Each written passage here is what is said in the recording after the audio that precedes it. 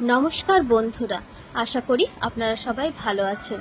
আমি শিল্পা, আমার সংসারে আপনাদের সকলকে স্বাগত। মাছের ডিম সবাই খেতে খুব ভালোবাসে, আমিও খেতে খুব ভালোবাসি। আজ তাই বানালাম মাছের ডিমের একটা সুন্দর একটা রেসিপি। তো এখানে আমি নিয়েছি প্রায় 1 কেজির মতো মাছের ডিম এবং সেগুলো গোটা গোটা করে তেলের মধ্যে ভেজে নিচ্ছি। মাছের ডিমগুলি কিন্তু আমি 2 ধাপে ভেজেছি। প্রথমে আধ ভাজা করেছিলাম, আধ ভাজা করে সেগুলো তুলে রেখেছিলাম এবং পরে আবার কিন্তু আমি সেগুলো ভেজেছিলাম এবং আমার এখানে মাছের ডিম ভাজে আমি তুলে রেখেছি। এরপরে দিয়ে দিলাম কড়াইতে আবার একটু তেল। তেল আমার গরম হয়ে এলে এর মধ্যে দিয়ে দেব আমি গোটা জিরা। গোটা জিরা দিয়ে দেওয়ার পর এখানে আমি সামান্য কিছু গোটা গরম মশলা ফোড়ন দেব। গোটা গরম মশলার মধ্যে আমি দেব দারচিনি এবং 2-4টে এলাচের দানা এবং তার সাথে সামান্য একটু লং দিয়ে দেব এবং সেটা হালকা ভাজা হয়ে এলে এখানে আমি দিয়ে দেব পেঁয়াজ কুচি। পেঁয়াজ কুচির পরিমাণটা একটু বেশি রাখবেন। পেঁয়াজ কুচিটা দিয়ে দেওয়ার পর ভালোভাবে আমি নেড়েচেড়ে এটাকে ভাজা করে নেব এবং এখানে দিয়ে দেব সামান্য একটু নুন দিয়ে ভালো করে পেঁয়াজটাকে নেড়েচেড়ে ভেজে নেব। এখন বর্ষার সময়, বর্ষাকালে প্রচুর পরিমাণ মাছের ডিম বাজারে পাওয়া যায় এবং খেতেও খুব ভালো লাগে। পেঁয়াজটা আমার লাল লাল করে ভাজা হয়ে গেছে। এবারে এই পেঁয়াজ কুচির মধ্যে আমি দিয়ে দেব 2টো কুচানো টমেটো। টমেটোগুলো পেঁয়াজের মধ্যে দিলে পেঁয়াজের সাথে সাথে এগুলো ভালো করে কিন্তু সেদ্ধ হয়ে যাবে। টমেটো দিয়ে এবারে আমি ভালো করে পেঁয়াজটাকে আবার নাড়াচাড়া করে নিলাম।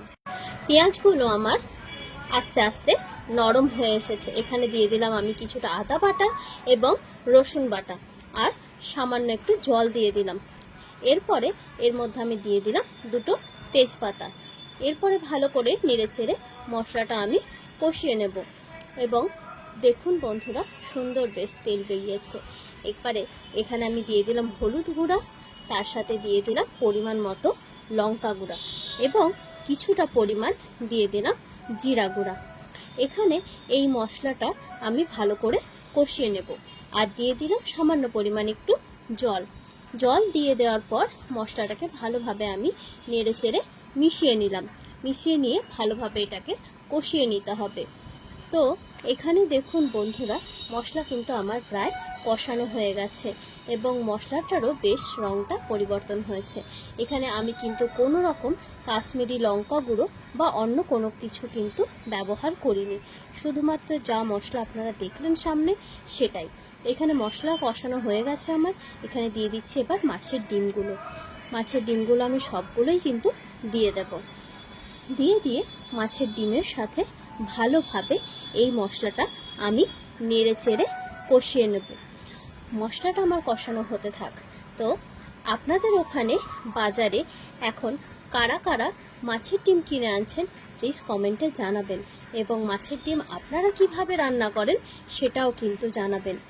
এখানে মাছের ডিমের মশলাটা ভালোভাবে কষাতে হবে যাতে মাছের ডিমের ভেতরে মশলাগুলো ভালোভাবে ঢোকে। আমাদের বাড়িতে এভাবে রান্না করলে আমার মেয়ে খুব পছন্দ করে, কিন্তু আমার ছেলে তো ছোট, তো সে এভাবে কিন্তু এখনও খেতে পারে না বা তাকে এখনও কিন্তু সেভাবে আমি মাছের ডিমটা দিই না। আমাদের বাড়িতে এইভাবে যদি মাছের ডিম রান্না করা হয় সবাই আরামসে চেটেপুটে 1 থালা ভাত সাবার হয়ে যায়। এখানে আমার ডিমটা কষানো হয়ে গেছে। এরপরে আমি এটাকে এখানে একটু গরম মশলা এবং মিট মশলা দিয়ে দেব। মিট মশলা এবং গরম মশলা দিয়ে দেওয়ার পর ভালো করে আমি সেই মশলাগুলো নেড়েচেড়ে আমি কষিয়ে নেব। মশলাটাতে দেখুন সামান্য একটু জল বেরিয়ে এসেছে। নেড়েচেড়ে কিন্তু এই জলটা ভালোভাবে টানিয়ে নিতে হবে একদম শেষ পর্যন্ত। এখানে আমি এরপরে কি করব, এটাকে ঢাকা দিয়ে দেব। ঢাকা দিয়ে রান্না করলে মাছের ডিমের ভেতরে ভালোভাবে মশলাগুলো কিন্তু ঢুকে যাবে এবং রান্নাটার কিন্তু বেশ একটা সুন্দর গন্ধ ছেড়েছে। এখানে দেখে আপনারা আশা করি বুঝতে পারছেন যে রান্নাটা কিন্তু খেতে বেশ চমৎকার। আমি কিন্তু রান্নাটা এবারে ঢেকে ঢেকেই রান্না করব। যতটা পরিমাণ পারবো ঢেকে দেব এবং মাঝে মধ্যে ঢাকনা খুলে আস্তে আস্তে নেড়ে চেড়ে দেবো। মাছের ডিমগুলো কিন্তু ভেঙে যাওয়ার সেরকম কোনো ভয় নেই, কারণ ভাজা হয়ে গেলে মাছের ডিমগুলো এমনি একটু শক্ত শক্ত হয়ে যায়। আর এভাবে একটু জল দিয়ে কষিয়ে নিলে আর ঢাকা দিয়ে দিয়ে রান্না করলে মাছের ডিমগুলো কিন্তু বেশ একটু নরম হয়ে আসে, এবং একটু নরম হলে খেতেও কিন্তু ভালো লাগে। আর যদি শক্ত শক্ত হয়ে থাকে তাহলে কিন্তু খেতে কিন্তু খুব একটা ভালো লাগে না, বা ভেতরেও কিন্তু খুব একটা মশলা ঢোকে না। আমি এভাবে আরবার একটু জল দিয়ে দিলাম, জল দিয়ে আবার কিছুটা আমি নেড়ে চেড়ে ভালোভাবে মিশিয়ে দিলাম। আমার মাছের ডিম রান্না প্রায় হয়ে এসেছে, আর একটুখানি কিছুক্ষণ ঢাকা দিয়ে রেখে রান্না করে নিলেই আর মিনিট 5 রেখে দিলেই হয়ে যাবে আমার মাছের ডিম রান্না। এই মাছের ডিমটা দিয়ে আরামসে 1 থালা ভাত খাওয়া যেতেই পারে, এর সাথে আর কোনো কিছুরই প্রয়োজন নেই।